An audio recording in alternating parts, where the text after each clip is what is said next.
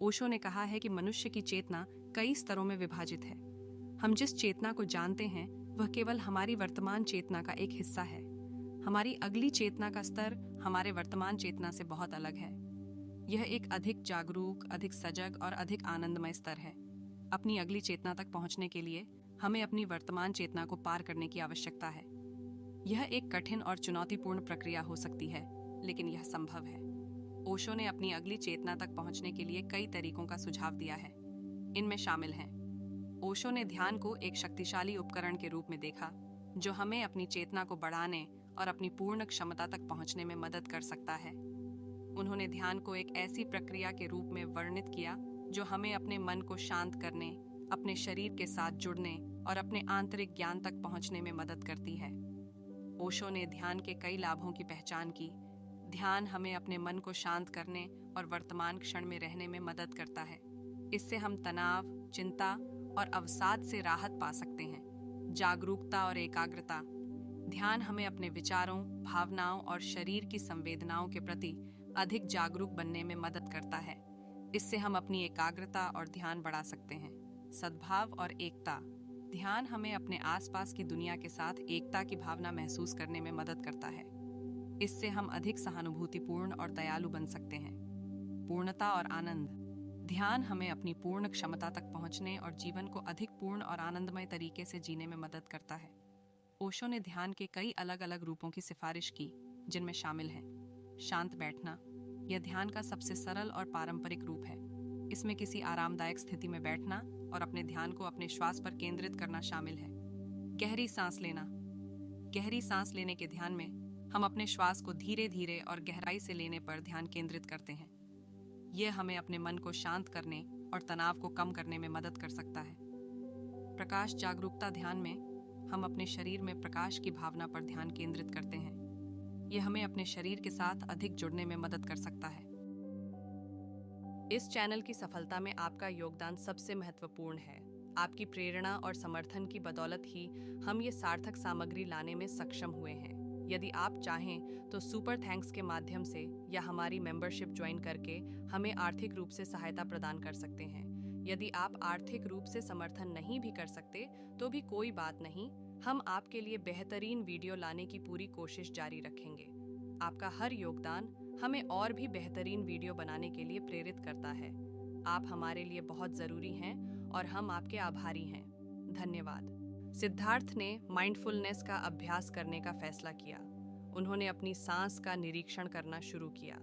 जब उनका मन भटकता तो वे धीरे से अपना ध्यान अपनी सांस पर वापस लाते। उन्होंने अपने विचारों को बिना किसी निर्णय के निरीक्षण करने का अभ्यास भी किया। पहले में सिद्धार्थ के लिए माइंडफुल होना मुश्किल था। उनका मन लगातार भटकता रहता था, लेकिन समय के साथ वह माइंडफुलनेस में अधिक कुशल हो गए। सिद्धार्थ ने हर दिन माइंडफुलनेस का अभ्यास करना शुरू किया। पहले उसके लिए वर्तमान क्षण पर ध्यान केंद्रित करना मुश्किल था।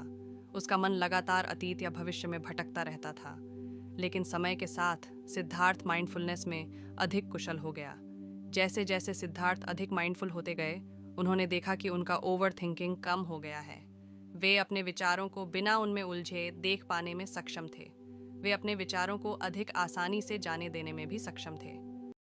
यदि आप चाहें तो सुपर थैंक्स के माध्यम से या हमारी मेंबरशिप ज्वाइन करके हमें आर्थिक रूप से सहायता प्रदान कर सकते हैं। यदि आप आर्थिक रूप से समर्थन नहीं भी कर सकते तो भी कोई बात नहीं, हम आपके लिए बेहतरीन वीडियो लाने की पूरी कोशिश जारी रखेंगे। आपका हर योगदान हमें और भी बेहतरीन वीडियो बनाने के लिए प्रेरित करता है। आप हमारे लिए बहुत ज़रूरी हैं और हम आपके आभारी हैं। धन्यवाद। अनिश्चितता का भय एक ऐसा डर है जो हमें भविष्य के बारे में सोचकर परेशान करता है। हम सोचते हैं कि भविष्य में क्या होगा, क्या हमें काम मिलेगा, क्या हमारे पास पैसा होगा, क्या हम खुश रहेंगे। यह डर हमें वर्तमान क्षण में जीने से रोकता है। हम हमेशा भविष्य के बारे में सोचते रहते हैं और वर्तमान क्षण का आनंद नहीं ले पाते हैं। इस डर से कैसे निपटा जाए? इस सवाल का जवाब भगवान बुद्ध ने दिया था। उन्होंने कहा, तुम अनिश्चितता से डरते हो। तुम भविष्य को नियंत्रित नहीं कर सकते। तुम केवल वर्तमान क्षण पर ध्यान केंद्रित कर सकते हो। भगवान बुद्ध की बातें समझने के लिए हमें वर्तमान क्षण के महत्व को समझना होगा। वर्तमान क्षण ही एकमात्र क्षण है जो हमारे पास है। भविष्य तो अभी आया भी नहीं है और अतीत तो चला गया है। वर्तमान समय में हम अनिश्चितता का सामना करने के लिए कई नए तरीकों से चुनौती पा रहे हैं। कोविड-19 महामारी, जलवायु परिवर्तन और राजनीतिक अस्थिरता ने हमारे जीवन को अनिश्चित और अस्थिर बना दिया है। इस अनिश्चितता का सामना करने के लिए हमें बुद्ध के शिक्षणों पर वापस जाना चाहिए। हमें वर्तमान क्षण में जीना सीखना चाहिए। वर्तमान क्षण में जीने का मतलब है कि हम अपने जीवन में सकारात्मक चीज़ों पर ध्यान केंद्रित करें। अपने पास जो कुछ भी है उसी में खुश रहें और भविष्य के बारे में सोचने के बजाय वर्तमान क्षण में जीना सीखें। उससे पहले आपको इस चैनल को सब्सक्राइब करना होगा और लाइक करना न भूलें। इससे आपको आगे भी इस तरह के और अच्छे कंटेंट देखने को मिलेंगे। चलिए अब अपने टॉपिक पर वापस आते हैं। हम सभी अपने जीवन में अनिश्चितता का सामना करते हैं। हम नहीं जानते कि कल क्या होगा। हम नहीं जानते कि हमारा भविष्य कैसा होगा। यह अनिश्चितता कई बार हमें परेशान कर सकती है।